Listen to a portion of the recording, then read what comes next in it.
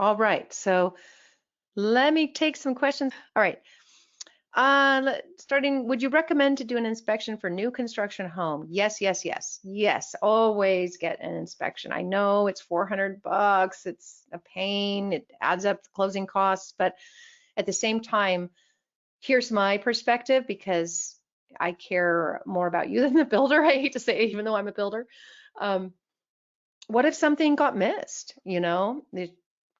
Get the inspection and the builder will fix it for you. So just, yeah, do it. And sometimes if there is a warranty, let's say it's a 1-year roof to floor, I forget what they call that, but full warranty for a year, then maybe get another inspection right before that so that they can come and fix whatever maybe isn't working after that year. So yes, yes, always inspections. Here, Airbnb is in trouble. Some say the fallout could impact housing prices in San Francisco and New York. Do you see a big impact? Hey, listen, I haven't been recommending properties in San Francisco and New York ever. So I think there's a whole lot of reasons why those cities could be affected, with Airbnb just being one of them.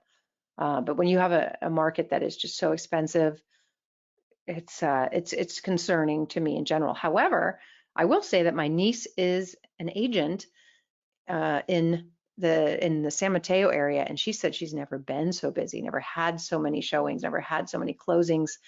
I was like, oh, like in the affordable range? She said no, in all price points. So I don't know. I don't know. I'm not an expert in those markets. Okay. Forbearance, they do not report as late. That's right. If you do it through the, it depends on the lender. Depends on the lender, but yes.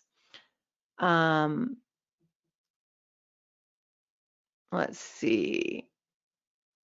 The cash flow is less in Tampa than the Southwest. It depends. Yeah, I mean, if you're going to go to Florida, it's pretty desirable. It's not going to cash flow as well as Ohio. So you want cash flow, you're going to go to Ohio or Detroit. You want maybe a little bit less cash flow and potentially higher appreciation, you would probably go to Florida or Atlanta or Texas, in my opinion.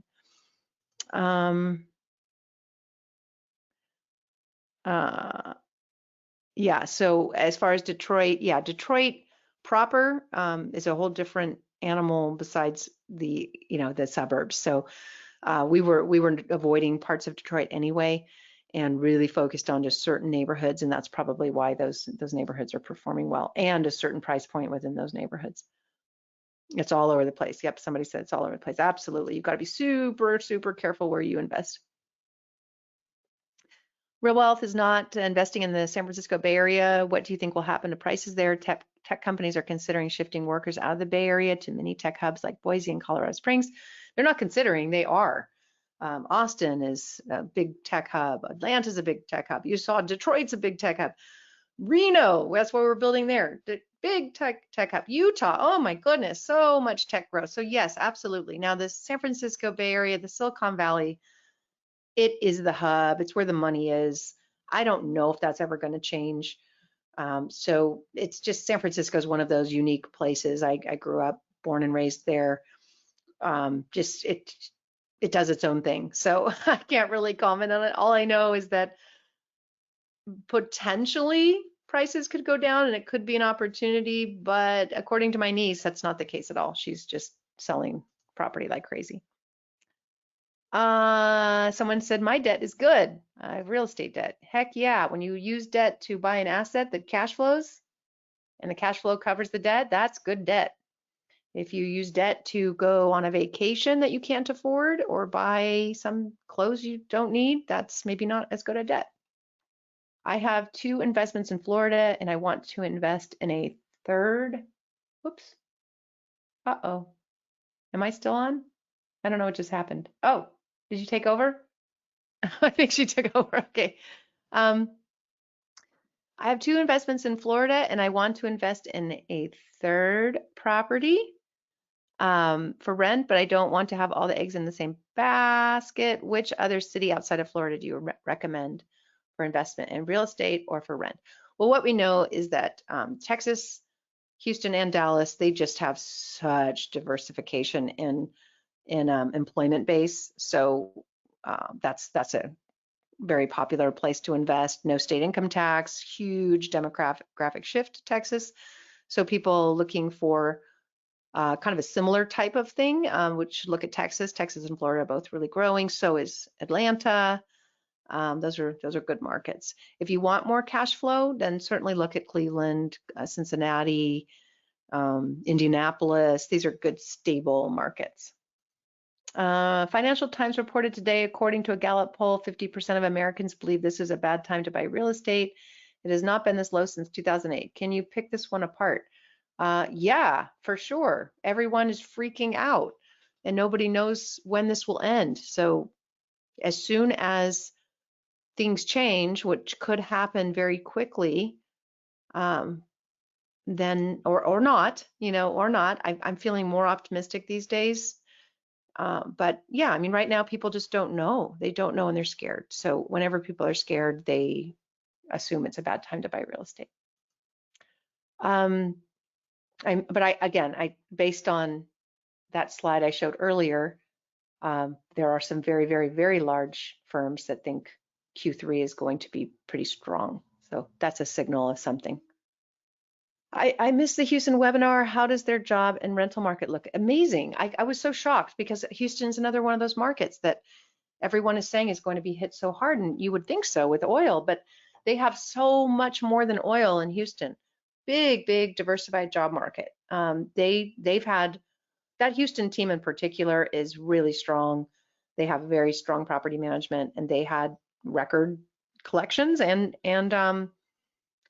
record number of applications. So very surprising. That is recorded and posted on the website. So just log in and check it out there.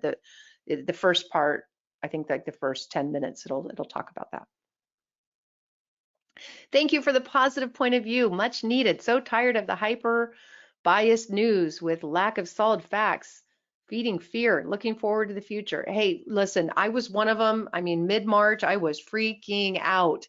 I have asthma. I just couldn't think of anything more horrifying than getting this disease and ending up in a hospital or worse in just the aisle of the hospital with no respirator and not being able to see my family. I mean, it was just, terrifying. And so I was one of those people that was pretty negative in March. And I had one of our members say, could you stop being so negative? And I thought, when I get some positive news, I'll be more positive. And then we started doing these daily webinars, and I was just shocked. I was shocked. It was really our property teams nationwide that sort of brought me back to reality, which is, wow, people are still paying their rent. I'm still eating food. I'm still ordering it.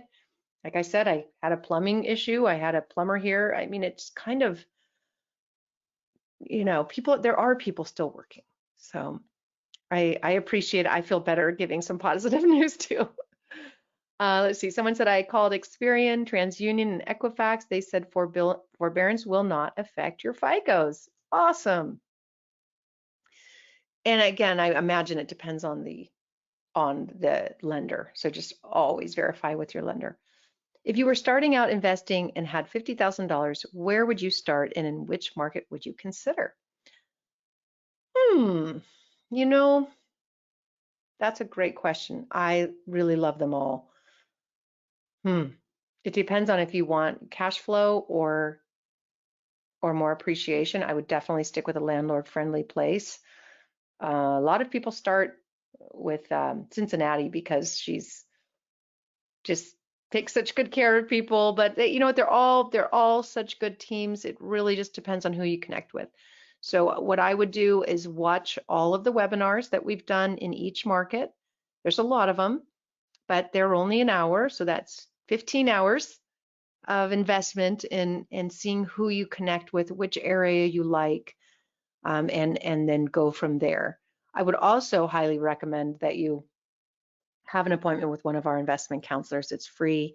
They can really give you the inside scoop on the feedback they get from our members on which teams, get the most rave reviews.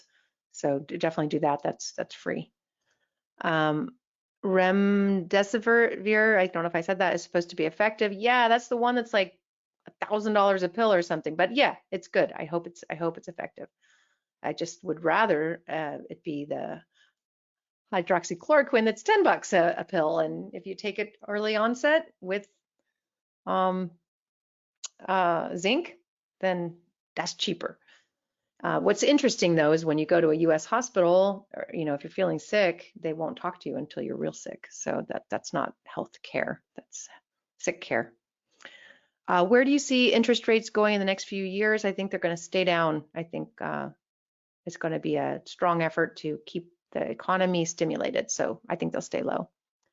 How long do you think? Yep, low. They'll be low for a while, in my opinion. Do you have any investments in South Carolina? I would love to. We've been looking. I know Tim, our director of property teams, he has been looking, and it's just the returns haven't been as good as we like. I think maybe the prices are a little higher and maybe the rent's a little lower. I'm not sure. I know he's looking, and as soon as he finds a good team there, he will let you know. Do you know what jobs are being created in Houston that makes them a great place to buy? I would watch that webinar. It's on the website. Just log in, click on the Houston tab under Invest, and watch the webinar we just did. They're really an impressive team. We've been working with them for referring people to them for at least 6 years, and I'd have to talk to our investment counselors, but I really don't think we've had very many complaints, if any, even through the Hurricane Harvey. They just had very little impact from that. So yeah, very good team. They pick strong neighborhoods that are out of flood zones and stuff.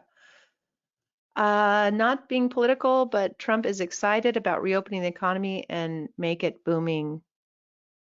Yeah, I don't want to be political either. I'm in agreement. It's like